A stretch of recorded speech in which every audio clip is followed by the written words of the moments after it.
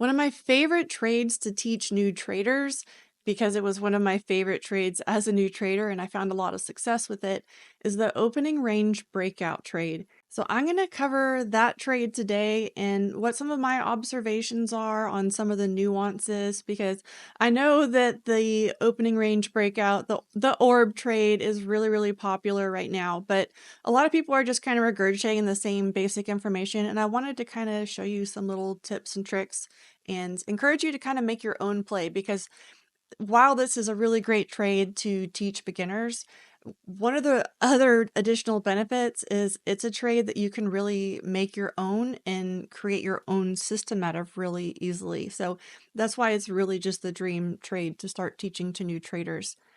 Right now, and this does kind of change, I like to trade the 15-minute opening range of the New York morning session. You'll hear people talk about opening ranges of different sessions, and I trade futures, so technically the open is the night before, but I like to trade the New York open because there's a lot of volume, there's a lot of volatility, and I can get a lot done really quickly. That session's not for everybody, so you can also use the opening range breakout on other sessions like the futures open, where we're opening in Asia, or the European open overnight. It's 2 or 3 in the morning for a lot of us. And that's pretty much the opening ranges that we're going to look at as futures traders. One of my favorite derivatives to trade the opening range breakout on is the Nasdaq. And even though I love to trade ES, Nasdaq is really great about making the extensions to the breakouts, and the orb is an opening range breakout trade. So it makes a lot of sense why Nasdaq would be a really great option for this trade. So right now I just have a 15-minute chart open because, like I said, I'm trading the 15-minute orb. A lot of people will also look at a 30-minute orb. That's kind of originally where I started. Lately, I've been looking at the 15 a lot. And I've actually been looking at the 5 a little bit too, and I'll talk to you a little bit about why as we go. But so this is the 15-minute candle. So if we're looking at the 15-minute opening range, this little dividing line here is showing the candles before the New York open, and then this is after the New York open. And you can see this big volume candle here, and that's exactly what, because that's when the New York open is and when all of the volatility and volume floods into the market. Since this is a 15-minute chart, one candle's 15 minutes, this just is our opening range. So one thing you can do is just use my little box method and put a box around the high and low. And then you have your little opening range, and you can play the breakout. Now you'll notice I have some extra lines that came onto my chart, and I'll show you what those are in just a minute. But the basic idea with the opening range is you want to find an extension that's kind of based on that range. So we can trade a lot of different size of ranges every day. That's what, our daily candles can be little teeny tiny guys or big old fat guys. And, we don't always know what kind of day we're going to have, but a lot of times the opening range kind of sets the tone for the day. So the size of that range can also kind of relate to the size of our targets. So these little lines that I have popping up here are taking that measurement for me. I've just programmed a little indicator, and I'll show it to you, but you don't have to have an indicator. You can do this for free too. It's just I'm a nerd, so I program little toys to make my life easier, and this is one of them. So we have the high and the low of the opening range, and I always love the midpoints, and a lot of other traders like the midpoint of this trade. So this other line in here is just literally the midpoint, and some traders will use this as their stop loss and then target a 1-to-1 or a 2-to-1 or something like that out here. So that's what these other lines are. These are the extensions. So this first line is half of the size of the opening range, and then the second one is going to be the full size of the opening range, and then that next one is just beyond that. I didn't keep making lines past that because what I found is most days, because I want to plan for most days, this is plenty. And if it's not, then I can start making extensions off of it. So once we have price break outside of this range, that's when we look to target these lines out here and potentially put a stop loss at this midpoint here. I have noticed that if I actually put a stop loss at this midpoint, I'll get stopped out a lot. So I either want to put it a little bit below if price is trending really, really strong like this. Just initially, we can start trailing really quickly too, or really as close to the other side of this box as I can stand, because the halfway part, in my experience, at least on something really volatile like the Nasdaq, is not enough room. But so once we have price break, and you can either use a candle close or just literally breaking the box, and that's kind of up to your discretion. When I've been playing with candle closes, if we're doing something really small, like a 15-minute opening range, you know, we're not going to use a 15-minute candle close. More than likely, we're going to be down in the smaller time frames, even down even in a 1 minute sometimes, to get that candle close signal to really actually get us in the trade. Otherwise, we could miss a lot of opportunity. You know, this candle, this one happened to close back down lower, but you know, there's a risk of this candle extending on and completely missing out on the trade. Now, we talk about this all the time, but which time frame is best? And you know, the 15-minute is going to give you fewer trades on something like this if you're waiting for a candle close on a higher time frame like a 15-minute. There'll be fewer trades, but there'll be potentially a higher win rate and maybe a stronger trade where you're going to be able to go after these higher extensions more often. Where if you're taking a signal off of a 1 minute or a 2 minute, it's not going to be as big of a deal. So that's how that works. It'll also work to the other side.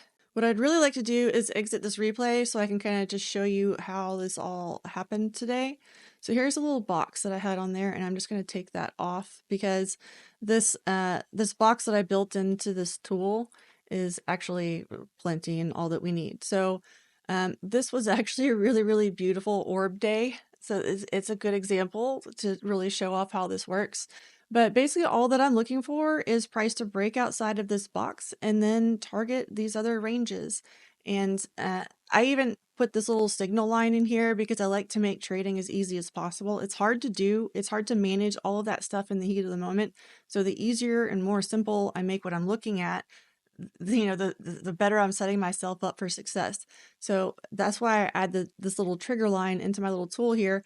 But as soon as price breaks out of there, I get the little signal and I can decide what I want to do, if I want to enter this trade or not. And I'll show you what some of my signals are for that in just a little bit.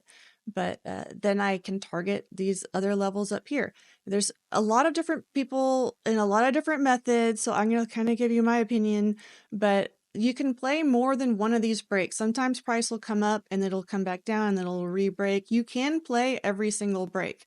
I've found that the first two breaks are the ones that I want to play. Beyond that, it starts getting, I think, kind of fatigued, just like any other level can.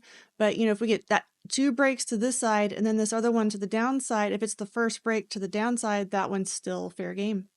I'm going to move down to a smaller time frame chart so we can look at this in another way. So today, most of the, you know, we're into the afternoon session now. So the morning session is complete. I went ahead and showed these lines for all day because that is one way that you can play it, is just literally use these orb levels all day, and they really work out great. On this tool, I'll go ahead and show you the settings for this tool real quick, but I have these little dotted lines, and this is the developing orb. And another way that we've been playing this, and this is kind of the way I've been looking at it every day this week, is I kind of watch this 5-minute candle too. So I can potentially have a 5-minute orb that breaks, and that can kind of give me confirmation to look for this 15-minute orb. If you have the 5-minute orb break and it never even tests below this midpoint line, it's a really, really good indication that we're going to have the orb be a success to the ups, or, you know, whatever side that it's breaking to, in this case, the upside. You know, this is a really great example, but I'll go ahead, let me show you how I set this up in the settings. So this tool, if you're a member of, if you're a Trading Ranch member, I just let you use all my indicators. It's whatever you want on NinjaTrader or on TradingView. I have this ready on TradingView right now. It's in beta on NinjaTrader right now. I'll put the video out as soon as that one's done. It's so close. I mean, you can use it now if you want to. But on TradingView, these are the settings, and you need a time to start the opening range. And I'm in Central Time, so the New York Open for me is at 8:30. In New York, that's 9:30, but I'm an hour earlier here. So the opening range start hour is 8, the opening range start minute is 30, so that's the 8:30. And then the opening range duration is how long you want that opening range to be. So that's the dotted lines here. While it's developing, how long is that? Now that I'm down on a 5-minute chart, that's going to be 3 candles to get to the 15-minute range. But I have it set on the 15-minute there. So that's when it's going to stop doing the dotted lines, which are the developing range, and turn them into solid lines. So you can optionally turn on and off these bull and bear targets. If you want really clean charts, you can keep those off if you have some other targets that you like to use. If you need some targets, I have those on there. So those are just literally calculated based on the size of the opening range. So you can get something that's relative to what price action is really doing today instead of something more arbitrary just based on points or ticks or something like that. And then you can change the colors of all of this, of course. The signal color is this line right here. So if price breaks out of it, and this isn't a candle close, this is just literally if price goes over it, it's going to have this yellow signal color for a few candles after that, just to help get your attention. If you don't like that, I would just set it to transparent. There's style options if you want to change the style of the lines and things like that. I'll show you what this looks like on the 1 minute also, because I know some of you really like, if I'm trading the 1 minute, it's going to be something like this for the New York Open. Come on, TradingView, we're almost there. We're almost there. So here's what it looks like on the 1 minute. And the reason I did the dotted lines is even if I'm kind of paying attention to something else and not necessarily the time, this really gets my attention that things have changed when this line goes solid. And then you can see what that little break looks like there. As soon as it breaks, it gets your attention and alerts yellow. So on the smaller time frame, it's doing it more often because we actually got 2 breaks, but on the larger time frame, it's just going to show one of those because it's by the bar. Does that make sense? So that's what it looks like today on a smaller time frame. But let's zoom out to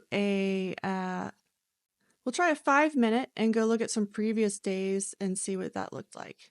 So here's yesterday, and yesterday was a really rangy day. So this is another example I wanted to show you. So on the Nasdaq, even though this was a super rangy day, it did end up hitting these first targets. This one, it didn't the first time. This one would have stopped out if you were just taking it on the break and targeting the first. You would have stopped out on that one. But we did get on the first break down, and then the second break up, it hit that target. Another thing to pay attention to with the opening range, though, is when we start really barcoding inside of it, that really shows me that price isn't in trend mode. So it's really in that chop mode. And when we're in chop mode, it really just kind of dances around between these levels. And I'm not necessarily looking for the break and things like that. And I kind of break the session up into the New York session anyway, I break it up into a few kind of segments. And so I mostly trade the morning session. And so if we go back into the orb settings, I didn't cover this one yet. This hay time is how long I'm looking for that orb. So the entire New York session is 390 minutes. But if I just want to look for the first 2 hours, then I can tell the indicator to hit the hay after 120 minutes. So that'd be 2 hours. And that would mean I'm just looking for breaks that happen in the first 2 hours. And you could also set it for later times or anything like that you want to as well. I'm going to leave it on just so we can troll through some other days and kind of see what it looked like all day. But as you can see, this can actually come into play in the afternoon too. Sometimes these same levels work as really, really great levels to break. And in this case, because we had a really strong impulsive move, that could have helped to be your entry signal. One of my favorite things to pair with the orb is the VWAP, because then you kind of have another confirmation of trend. So in this case, we were below VWAP here, and hey, it actually, hit that target there. Here, it kept crossing back and forth with VWAP, and we were technically above it, but that's not as clear of a signal as this one down here, where we have some distance from VWAP. So that'll help give you some indication too if you use VWAP. We're not just looking at are we above or below price when we're using any EMA, including the VWAP, but we want to see that there's we want to check the angle and we want to check the distance. So the stronger the angle and the stronger the distance, the stronger the trend. And when it's really flat like this and price is just, barcoding back and forth over it, then, we're not looking for a trend to break. And again, this is the opening range breakout. So this is a breakout trade, not a reversal trade. We're looking for something to break out. We want to be able to have some slope on the VWAP. In fact, let's go look at it on this trend day that we're having today and see what it looked like. So we didn't have a massive trend at the beginning of the day, but it's not flat. Do you guys see what I mean? It's while it was moving down here, it's going to start moving up there. And another thing that we can do, I have a video about this, so go look at my VWAP video if you want to see what I'm talking about here. But you can also watch just the New York session VWAP. So this dotted line is just the VWAP for the New York session, and you'll get a faster response in the morning session because it's just starting on this first candle, and you'll get a faster response of what's actually happening inside of the morning session there. So go back to this choppy day, and then we'll go explore some more. So this one again, when price is going back and forth over VWAP, that's usually an indication to me that we're not really looking for a trend. Here's a really nice trend day. That one got the break and it actually hit all 3 targets on that side. Choppy day because we're just going back and forth through the VWAPs, and it's Nasdaq, so it did manage to find the room to the first, but never got any of these larger extensions. I'm going to move out to the 15-minute so we can look at these a little bit faster now. So here's another choppy day where we're mixed. We've got VWAP staying inside of the orb box. Everything's staying inside of the orb box there. This day, nothing stays inside of it. We get a really, really nice breakout. So we've got the VWAP with a really great angle to it. We've got nice impulsive breakout candles. That's a really strong day. It hits all the impulsive targets there. So here, VWAP staying inside of price, inside the box. And so, I mean, you can literally, this is the other point I was trying to make here. I don't think I fully made this though. You can use the orb levels as reversal levels and trade these ranges when we end up in these choppy days. So if we have indication of a choppy day, we had a strong move at the open, but then no, follow through on it, and we started hanging around barcoding inside of the VWAPs, then this can end up being a really good reversal level. So even though it dipped below, you could take it when it comes back inside. You see why you can really make the orb trade your own here too? Here's another one. I didn't mean to squish those candles that ugly, but this is another thing I look at. Do we spend a lot of time on the other side of the midline? So when you have days like this where you're trying to see if we're going to trade, what I like to pay attention to is how much trading is done on each side of the midline. If all the trading is just hanging around one side of the midline, then a lot of the times we break down to the other side. These are all observations that I've made, and so right now I'm going through and I'm doing all this back testing and really refining this trade, and I'll be sharing that with the community and everything. But this one, we're not spending any time inside of the box. We've got VWAP at an angle, and it gets the break, hits the targets. On the upside, we've got the reverse. Got it both ways on that one.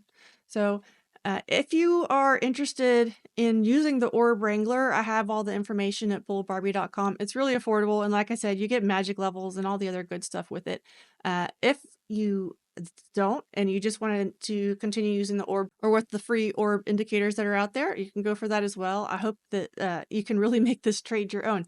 If you like this video, please do all the things, the liking and the subscribing, and don't forget that you can join us for free. It's the Trading Ranch on Discord, and we have a ton of fun on there. There are some premium channels, but most everything is opened up for free because I want to make trading really accessible for all of y'all. So on that note, I wish you the most profitable trading, the very best week. And don't forget to believe in yourself a little bit. This is a hard thing to do, but people like you and me do this every day. So we've got this. Come join me and we'll figure this out together.